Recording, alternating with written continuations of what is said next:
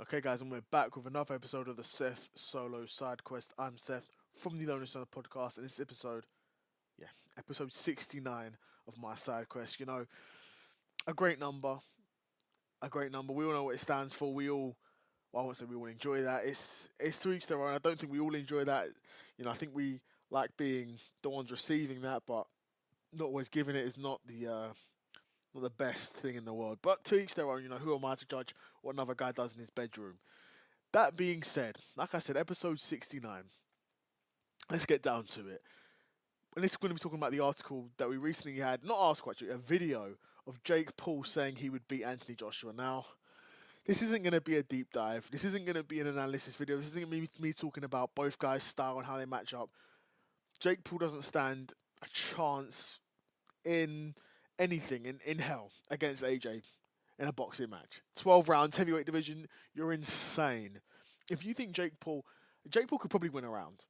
I'll give it to Jake Paul. If he doesn't get knocked out, he could probably win a round. But that fight goes as long or as little as Anthony Joshua wants that fight to go. And on the podcast, I think one of his co-hosts is like, didn't AJ get knocked out in his last fight? Yeah, he got knocked out by Daniel Dubois. I'll say it again. He got knocked out by Daniel Dubois. Daniel Dubois is a huge guy, right? I if Daniel Dubois hits you, you're gonna get knocked out. He lands clean on you, you're getting knocked out. There's no like, Daniel Dubois is typically known for pillow hands, and AJ got finished by him, so his chin must be cooked. No, Daniel Dubois is a huge human that knocks guys out. And Daniel Dubois is not Anderson Silva. Daniel Dubois is not Nate Diaz. Daniel Dubois is not a old Tyron Woodley, an old Ben Askren, an old Mike Perry, an old Mike Tyson. Daniel Dubois is a young man, a huge young man in his physical prime. There's no shame in losing to Daniel Dubois. There's shame in fighting, you know, Mike Tyson is pushing 60 and Anderson Silva in his mid 40s. I passed this prime Tyron Woodley. I passed this prime Ben Askren. I mean, Ben Askren, in terms of striking, never had a prime, but you know what I'm saying. In terms of his athleticism, even then he was never that athletic. But again, Ben Askren's not a great example.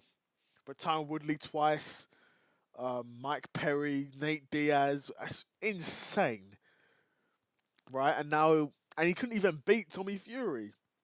Tommy Fury, we don't even think Tommy Fury can fight at European level because he's not done it.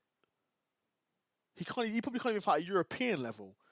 And you're saying you lost to him and you want to be a multi-time world champion.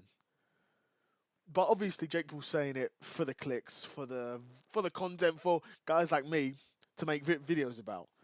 He's keeping his name out there, staying relevant, which I can't knock it. To be fair, I can't knock it. But yeah, that fight, obviously, that fight's never going to happen. We know that.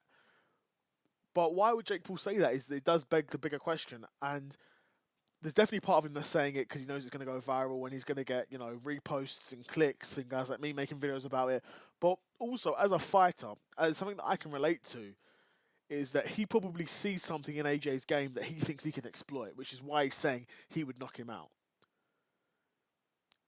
Now, seeing something in a fighter, seeing a vulnerability in a fighter, and then when the lights are on, in front of 20, 50, 70,000 people in Wembley, can you exploit that hole that you noticed before, that vulnerability? Can you exploit it? A lot of guys can't, which is the reality of boxing. A lot of guys aren't good enough to see it in the first place. Even if they are, they're not good enough to execute it. Right? So I get why he says that. Like, he even says the same about Canelo, that he could beat Canelo. Now, he couldn't beat Canelo, but again, the same thing. He's seeing what guys who have beaten Canelo before, the success they've had, how they've had it, and Jake Paul in his head, and probably in gym sparring against low level guys, thinks he can do that to a guy like Canelo or Anthony Joshua, but he can't. He couldn't even do it to Tommy Fury. But yeah, this is not me offering Jake Paul out for a straight. No, I'm not one of these guys. They're like, "Oh, Jake Paul, you want a real fight? I'll fight you, bro." Chill. It's not that serious, bro. I get way too faded for all that stuff now. And of course, episode 69, we've got to be heavily, heavily medicated for this episode. But yeah, Jake Paul's going crazy. He's going crazy viral.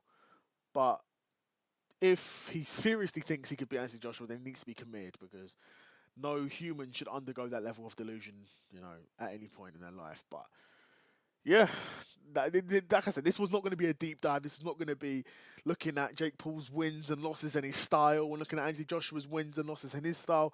No, Jake Paul does not warrant that for this sort of stuff.